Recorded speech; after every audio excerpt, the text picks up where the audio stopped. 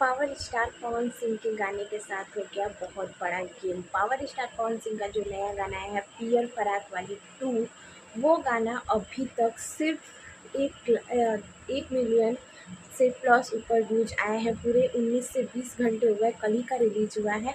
लेकिन वो गाना अभी तक ट्रेंडिंग में आना चाहिए था, जो गाना ट्रेंडिंग में होना चाहिए था उसके साथ हो गया बहुत बड़ा गेम।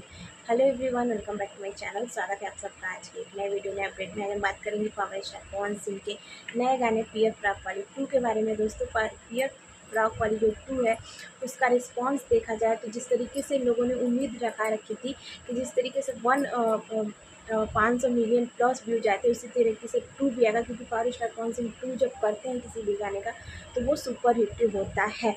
और वाकई गाना बहुत अच्छा है, गाना तो बहुत अच्छा है। गाने में पावर स्टार पवन सिंह और शिल्पी राज ने गाना गाया है। और इसमें जो राइटर है वो है आशुतोष तिवारी, म्यूजिक दिए हैं प्रियांशु सिंह। और जहाँ पे प्रियांशु की जोड़ी मिल जाती है वो गाना सुपर हिट होता ही है। गाना वाकई बहुत अच्छा है। लेकिन सबसे पहले इसमें बात करेंगे रिलीजिंग टाइम के बारे में।